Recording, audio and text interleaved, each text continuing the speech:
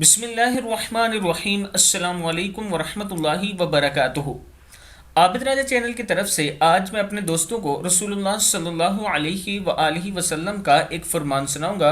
उससे पहले मैं अपने तमाम दोस्तों का शुक्रिया भी अदा करूंगा और एक छोटी सी रिक्वेस्ट भी करूंगा कि आप दोस्तों ने तावन किया। सबसे पहले हमने वज़ीर मोहम्मद का एक मकान बनाया जिसकी वीडियो पिछले दिनों मैंने अपलोड कर दी, मकान मुकम्मल हो चुका है। फिर हमने लाल हुसैन का मकान शुरू किया और उसकी तामीर जारी है।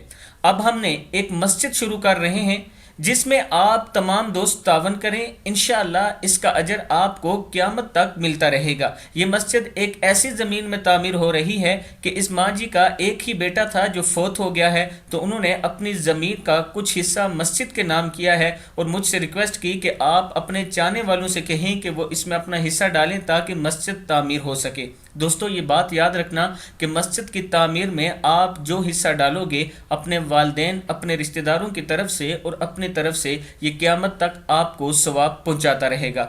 ये मेरा व्हाट्सअप नंबर है, इसी पर इजी पैसा अकाउंट और इसी पर जैज़ कैश है। और जो लोग बाहर से ट्रांजैक्शन करना चाहते हैं वो व्हाट्सएप पर मुझसे रब्ता कर सकते हैं, मैं आपको बैंक अकाउंट भी दे दूंगा। तो शुरू करते हैं। बिस्मिल्लाहिर्रहमानिर्रहीम। रसूलुल्लाह सल्लल्लाहु अलैहि वआलिहि वसल्लम ने इरशाद फरमाया, जन्नत में एक शख्स का दर्जा अचानक बुलंद कर दिया जाता है। तो पूछा जाता है कि ऐसा क्यों हुआ, तो इसे जवाब दिया जाता है कि तुम्हारी औलाद ने तुम्हारे लिए मगफरत की दुआ की है। इब्न माजा की हदीस है।